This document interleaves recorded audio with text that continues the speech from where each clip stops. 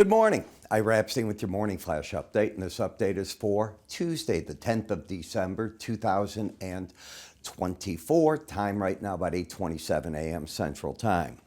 Now, I did a special report on the S&Ps. We'll talk about it in a minute. It analyzes the S&P 500 for the Santa Claus trade. There's two dates that the trade officially begins. I mentioned those. There's the traditional way and an enhanced way to look at it. The exit dates, they differ as well. I take you back 50 years to show the comparison, and then 15 years of current workings, and you'll see the comparison there. Obviously, history has limitations, but it's quite interesting to see what it is. And yes, there is that phenomenon. So look in the skies. All right, you're up today a little bit in the S&P and the NASDAQ. You're down today in the Russell and the Dow. And it's like everything's flip-flopping all over the board right now. Gold market making a return back over the 2,700 level. Can it hold? That's going to be the question. Silver, which was down 40 cents from where it's at right now, is making a comeback. Now, remember, China goes into now their meeting. So we will find out as leaks come out and so on. Does the market consider the moves of the loosening monetary policy, whatever stimulus actions they take, enough to support the market? And that will impact as well what is going on in the energy markets, because if China does well, or they think they're doing well, or the market believes they're doing well, then the demand will come back into the crude, as they are a monster buyer of it if their economy's humming along. In the bonds and notes, you're down across the board, but remember, you get CPI tomorrow, PPI. You're going to get a number of central banks starting tomorrow telling you what they're going to do with their monetary policies. It's going to be a busy week. That kicks up the dollar to a degree and puts mixed pressures on different parts. Now, where you're seeing the market really take off is the British pound versus the euro.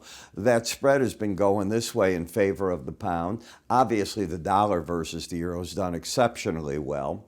Now, let's take a look at what we've got right in front of us. So right in front of you, the National Federation of Independent Business, the November reading, a whopping 101.7. I think that's the best reading in about 3 years, versus 93.7 and expected 94.3. So what that is that's the Trump mandate.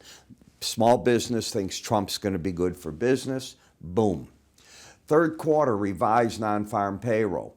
The market, the quarter over quarter, up 2.2%. They expected 2.2%. The revised non-farm labor cost was up 0.8. They expected it higher than that at 1.2, and in the third quarter prelim was 1.9. So less labor cost is good. That's what's kicking the stock market up a little bit. U.S. retail sales, these came in poor. I don't recall us getting a 4.2 number in both of these in months. So I'd be very, very careful with that. We had a big jump last week. Was that Black Friday? Was that Cyber Week? I don't know. But this number's starting to slip. This morning for you grain traders at 10 o'clock, you're going to get the USDA WASDE report. And at 3:30, we're going to get this afternoon the API numbers. Now, let me show you something on how you can get this S&P report.